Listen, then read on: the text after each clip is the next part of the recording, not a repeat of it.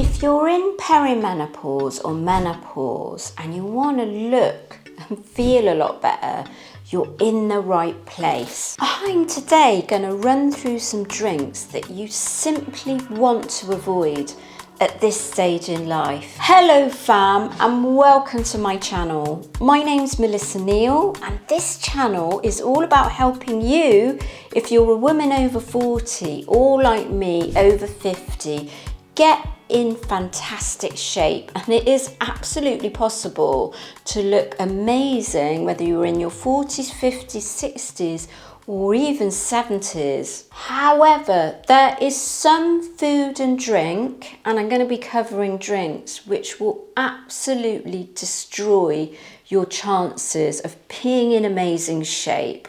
And they might have been okay when you were younger, but as you get older, some of these things are going to make a huge difference when it comes to fat loss, when it comes to muscle building, which is really key to your success at this stage. It's putting back the muscle that you've lost through the aging process. I'm going to run through the 3 drinks that I would strongly recommend you would avoid. And I now avoid these. I probably didn't avoid these when I was in my 40s, and I started to address some of the things that I was doing, which was scuppering my chance of fat loss and muscle building. And I learned quite a bit by just transforming my own body. But now I've seen over 10,000 women through my program, so I know this stuff works.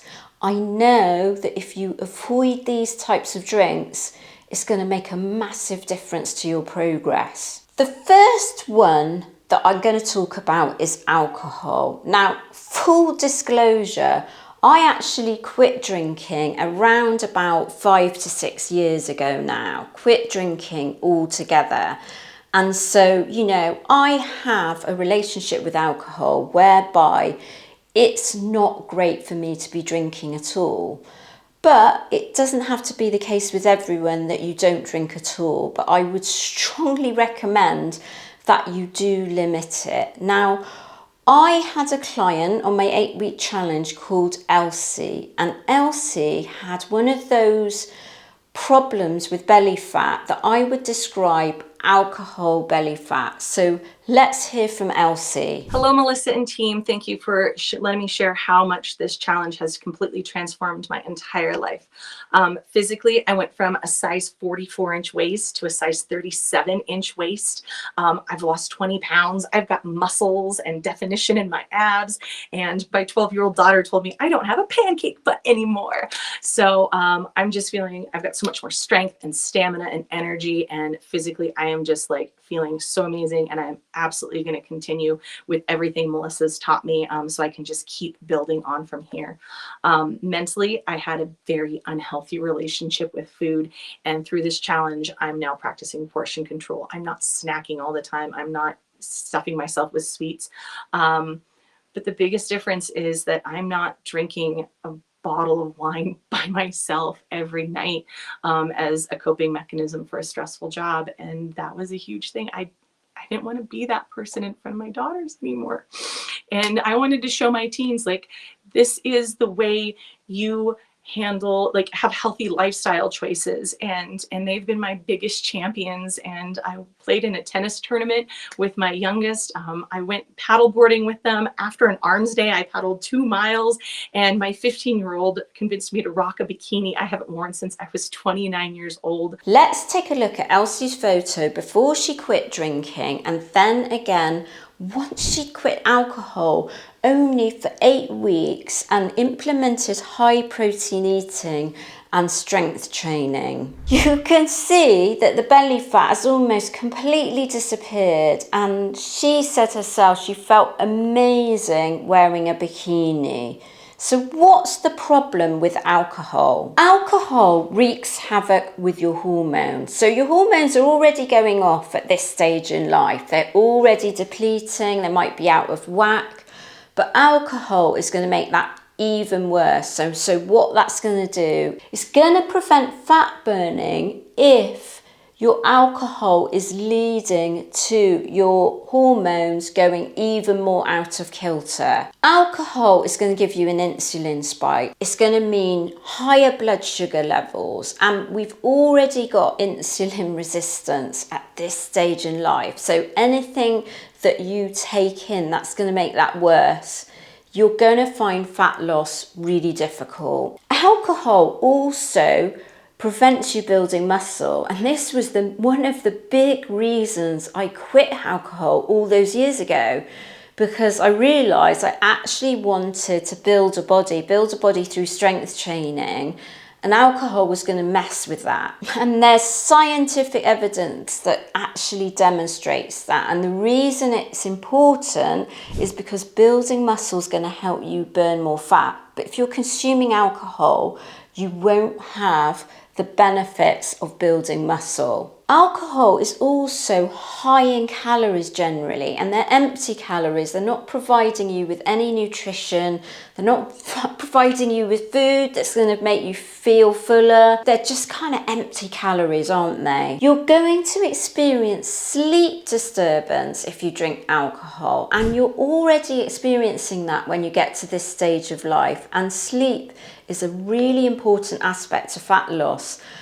Better sleep is going to improve your fat loss. So you don't want to be consuming alcohol, because that's going to disturb your sleep, and then your body's going to be less able to burn calories. And finally, your body just doesn't tolerate alcohol anymore. So you have less water in your body. And when you have less water in your body, the alcohol, it goes to your head, but also it goes to your body, and you're less resilient against alcohol as you get older.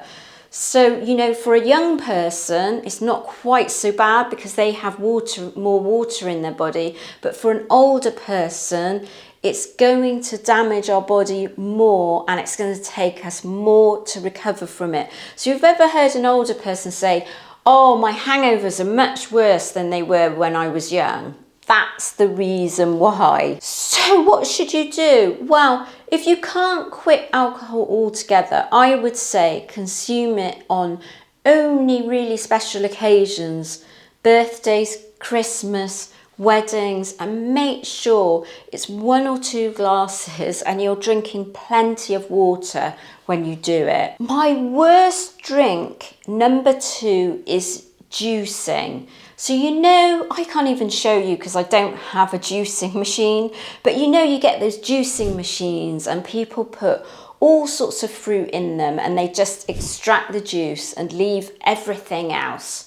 So, you're not getting the whole fruit. Juicing has been really popularised in recent years. There's been juicing diets and people think it's absolutely wonderful. And of course, you do get vitamins and minerals from juicing. But the problem with it is, and it's what I described about insulin resistance. So, when we get to a certain stage in life, as a female, in your 40s, 50s, 60s and beyond, you're much more likely to be insulin resistant. And insulin resistance can lead to type 2 diabetes is the obvious one, but also Alzheimer's and lots of modern day diseases. The other thing is it also results in fat gain, in weight gain, particularly around your midsection.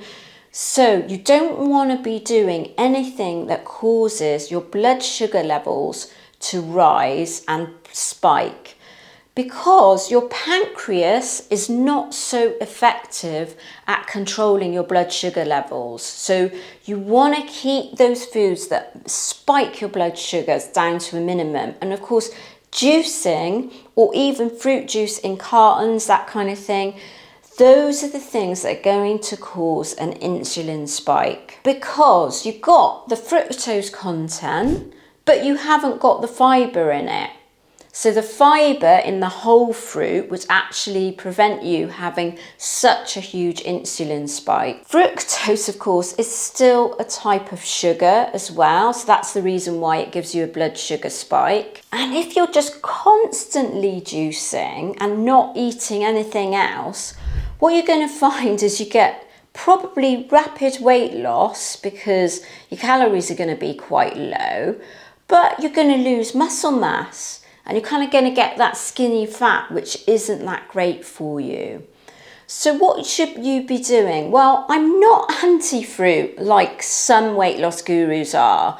I think there's a place for fruit. Personally, I eat fruit, but what you want to do is eat the whole fruit. So don't juice it or blend it up. That's okay because you're blending with the whole fruit. And if you put it into something like a protein shake, you're actually mixing protein with it. So say you add berries to protein powder and make a shake out of it. So actually what's happening is you're consuming protein as well as the fruit. And you might want to have a piece of fruit with some protein. Like, it sounds a bit weird, but I quite like having an apple with tuna, for example. And then you're incorporating protein at the same time. So it's not going to give you such a blood sugar spike.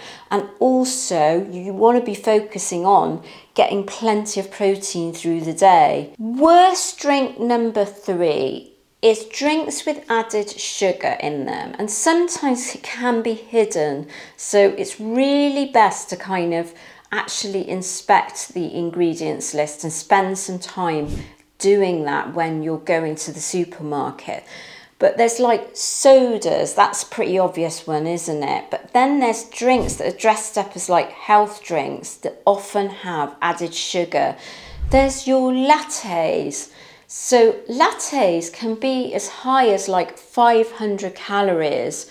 Not this kind of standard lattes, but when you're kind of adding syrups and sugar content into those like coffees you buy out, you can often find they're loaded with hidden calories. They can be a nice pick-me-up in the afternoon, but they're not necessarily very good for you because of all the calorie and sugar content. Why I don't like them? They're kind of empty calories. So for the same calories, you could have been eating a meal which is high in protein, which would be much more satisfying and much better for you. Again, they're going to cause you an insulin spike, a blood sugar spike, and we've discussed why that's a problem. And if it's the sugary lattes, too much caffeine in the afternoon can be problematic. So what would I do instead? Well, I would look for sweeteners like stevia. That's a natural stevia. I know that's been getting a little bit of a bad press at the moment, but for somebody like, if you're like me and you've got a bit of a sweet tooth and you just want something, kind of add stevia instead, or look for the sodas that have stevia in them, because that's going to be better than having a sugary drink. As far as coffees are concerned, keep them into earlier in the day because the caffeine can be problematic for sleeping if you consume it too late in the day. And opt for black coffee. I've really gone over to black coffee now. I don't have any milk in my coffee because then I know where I am with it. And then if you do want to have something like a creamer, look for one of the low-calorie ones instead. Also, drink a couple of litres of water per day, and that's kind of 70 ounces of water. It's really great for fat burning. It's going to keep you fuller, so you'll feel less hungry and much better than those kind of sugary drinks. Would you love to know more about nutrition at this stage in life? Well, I have a 29-page free nutrition guide with loads of tips. It's even got a free sample meal plan included. So click the link below to download your copy today.